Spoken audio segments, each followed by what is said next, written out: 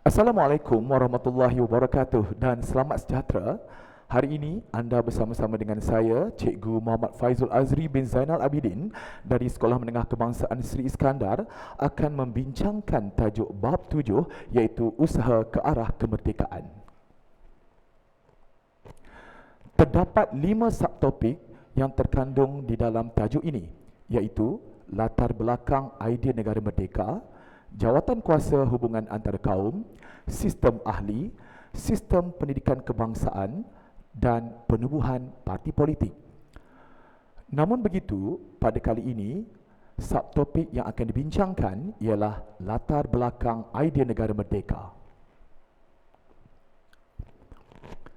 Standard pembelajaran yang bakal dikuasai oleh murid ialah 11.1 usaha-usaha ke arah kemerdekaan, 11.1.1 memerihalkan latar belakang idea negara merdeka, K11.1.2 menyatakan usaha-usaha ke arah kemerdekaan.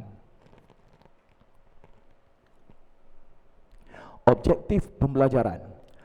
Pada akhir pembelajaran, pelajar dapat menyenaraikan 12 parti politik atau persatuan yang mencetuskan idea negara merdeka dan memerihalkan matlamat penubuhan 12 parti politik atau persatuan yang mencetuskan idea negara merdeka.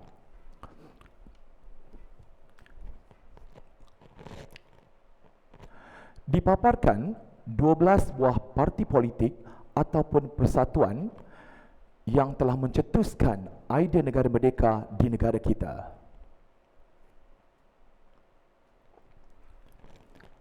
Berikut pula adalah merupakan 12 buah parti politik atau persatuan yang telah ditubuhkan di negara kita dari tahun 1938 sehingga tahun 1951.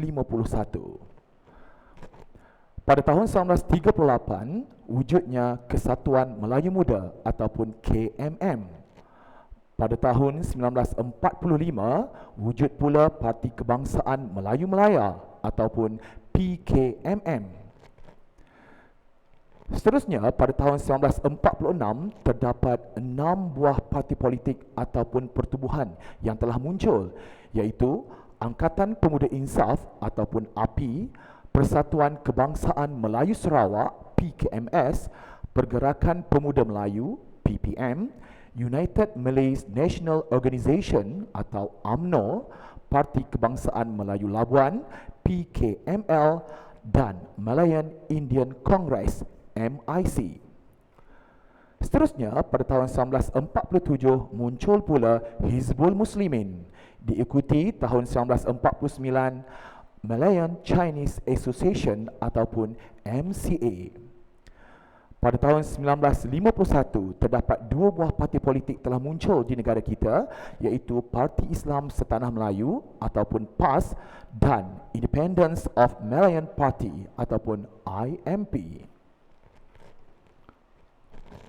Kesatuan Melayu Muda. Kesatuan Melayu Muda ataupun KMM telah ditubuhkan pada tahun 1938 di bawah pimpinan Ibrahim Haji Yaakob. Tujuan penubuhan Kesatuan Melayu Muda adalah untuk memperjuangkan kemerdekaan tanah air melalui konsep Melayu Raya. Apa itu konsep Melayu Raya? Melayu Raya merupakan penyatuan bangsa dan dunia Melayu berdasarkan aspek persamaan daerah, darah, kebudayaan dan bahasa yang menjadi satu rumpun yang sama, iaitu Melayu. Selepas Kesatuan Melayu Muda diharamkan, idea Melayu Raya terus diperjuangkan oleh Kesatuan Rakyat Indonesia Semenanjung ataupun KRIS dan Parti Kebangsaan Melayu Melaya atau PKMM. Seterusnya, Parti Kebangsaan Melayu Melaya. Parti Kebangsaan Melayu Melaya ataupun PKMM ditubuhkan pada tahun 1945, dipimpin oleh Dr. Burhanuddin Al-Helmi, Ishak Haji Muhammad dan Ahmad Boistamam. Tujuan parti politik ini adalah menanam semangat kebangsaan dan bekerjasama dengan kaum lain bagi membentuk perpaduan. PKMM memperjuangkan kemerdekaan dengan konsep Melayu Raya dan menggunakan slogan Merdeka. PKMM berhasrat mendaulatkan hak rakyat dalam aspek politik, ekonomi, agama, sosial dan kebudayaan. Berikut dipaparkan bendera dan gambar tokoh-tokoh Parti Kebangsaan Melayu Melaya ataupun PKMM. Seterusnya, pada tahun 1946, terdapat 6 buah parti politik ataupun pertubuhan yang telah muncul. Salah satunya ialah Angkatan Pemuda Insaf ataupun lebih dikenali sebagai API yang dipimpin oleh Ahmad Bustamam. Terdapat 2 tujuan pertubuhan ini ditubuhkan. Yang pertama, pertubuhan ini memperjuangkan idea negara merdeka yang menekankan pemerintahan demokrasi dan turut memperjuangkan dasar ekonomi yang mengutamakan rakyat serta keadilan sosial. Cara perjuangan API. Angkatan Pemuda Insaf ataupun API telah pun menerbitkan risalah Testament Politik API pada bulan Disember 1946 dengan menggunakan slogan Merdeka dengan Darah. Slogan ini dilihat bahawa Angkatan Pemuda Insaf ataupun API mahukan negara mencapai kemerdekaan dengan jalan terbuka, iaitu secara lembut. Namun, kaedah kekerasan akan digunakan jika keadaan memaksa.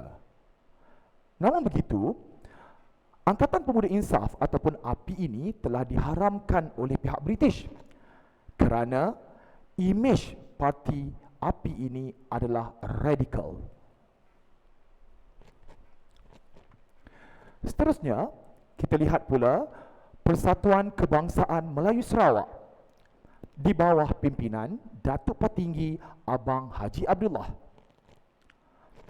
Persatuan Kebangsaan Melayu Sarawak ataupun lebih dikenali sebagai PKMS mempelopori gerakan yang menentang penyerahan Sarawak kepada British dengan didorongkan 2 faktor, iaitu mahu Sarawak menjadi negeri yang merdeka di bawah pemerintahan Raja Brooke, dan PKMS juga mahukan Sarawak mencapai taraf berkerajaan sendiri sebagaimana yang dijanjikan dalam Perlembagaan 1941 oleh Raja-Raja Brooke. Seterusnya, kita beralih kepada Pergerakan Pemuda Melayu ataupun PPM. PPM berpusat di Sibu, Sarawak. Tujuan penubuhan PPM adalah untuk memerdekakan Sarawak. Bukti tujuan penubuhan ini boleh diperolehi melalui catatan merdeka dalam surat menyurat PPM. Anggota Pergerakan Pemuda Melayu PPM di Sibu sememangnya sanggup berkorban, dan ini dibuktikan dengan kewujudan Pakatan Sulit ataupun lebih dikenali sebagai Rukun 13, di mana mereka nekat untuk membunuh Gabner, pegawai British dan Datuk Melayu yang menyokong penyerahan Sarawak kepada British.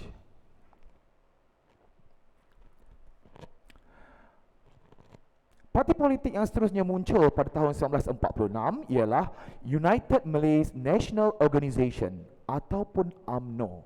Pemimpinnya ialah Datuk On bin Jaafar. Slogan UMNO pada tahun 1946 ialah Hidup Melayu. Manakala matlamat perjuangan UMNO pada tahun itu adalah menentang Malayan Union, menyatukan orang Melayu, mempertahankan hak bangsa Melayu dan kedudukan Raja-Raja Melayu. Namun begitu, slogan dan juga matlamat perjuangan UMNO berubah pada tahun 1951, di mana slogan UMNO pada tahun 1951 ialah Merdeka, dan matlamat perjuangan UMNO pula ialah memperjuangkan kemerdekaan tanah Melayu melalui perundingan. Seterusnya, Parti Kebangsaan Melayu Labuan ataupun PKML dipimpin oleh Tengku Nordin dan Zakaria Gan. Tujuan PKML ditubuhkan adalah untuk menuntut Sabah dimerdekakan daripada pihak British. Oleh itu, PKML telah mengamalkan dasar tidak bekerjasama dengan penjajah dan menggunakan slogan Hidup Melayu Merdeka. Seterusnya, Malayan Indian Congress ataupun MIC. Pengasas Malayan Indian Congress ialah John TV. Objektif MIC bekerjasama dengan kaum lain dalam usaha memperjuangkan kemerdekaan tanah Melayu. MIC menegaskan kewarganegaraan yang tunggal akan diberikan kepada mereka yang menerima tanah Melayu sebagai tanah air dan mereka yang sedia melafazkan taat setia kepada tanah Melayu. Pada tahun 1947 muncul pula Hizbul Muslimin. Matlamat Hizbul Muslimin adalah mencapai kemerdekaan tanah Melayu sebagai negara Islam. Penubuhan Hizbul Muslimin bermula melalui Perhimpunan Rakyat di Mahad Al-Ihya Asy-Syarif, Gunung Semanggul, Perak, dan ini melahirkan Majlis Agama Islam Tertinggi ataupun MATA. Dalam Perhimpunan MATA lahirlah Hizbul Muslimin. British yang tidak senang dengan asas perjuangan Hizbul Muslimin ini telah mengambil tindakan dengan mengharamkan pertubuhan tersebut. Seterusnya, kita beralih kepada Malayan Chinese Association ataupun MCA yang telah ditubuhkan pada tahun 1949. MCA dipimpin oleh Tan Cheng Lock. Tugas MCA adalah untuk menjadikan tanah Melayu yang berbilang kaum sebuah negara yang berdemokrasi penuh. Untuk itu, MCA telah melakukan dua buah perkara ini, iaitu menyatukan masyarakat Cina dan bekerjasama dengan semua kaum di tanah Melayu.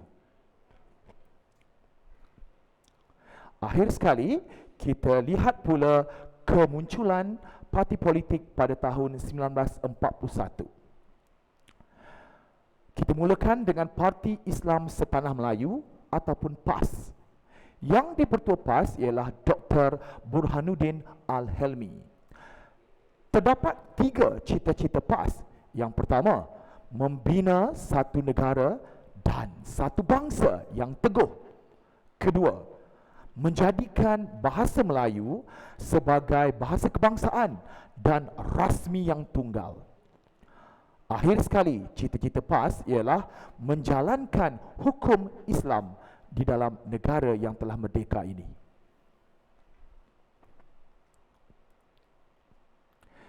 Seterusnya, kita lihat parti politik yang terakhir yang muncul pada tahun 1951 ialah Independence of Malayan Party ataupun IMP. IMP telah diasaskan oleh Datuk On Jaafar untuk melaksanakan idea Tanah Melayu untuk Malayan. Selepas tahun 1949, pemikiran politik Datuk Onn Jaafar terarah kepada perpaduan kebangsaan. Bagi Datuk Onn Jaafar, tuntutan kemerdekaan tidak boleh dibuat tanpa kerjasama kaum lain yang diterima menjadi rakyat Tanah Melayu. Oleh itu, beliau mahu orang Melayu menjadi pemimpin kepada orang bukan Melayu yang turut mempunyai hak dalam politik dan ekonomi. Baiklah, demikianlah tadi penerangan saya berkenaan dengan subtopik latar belakang idea negara merdeka.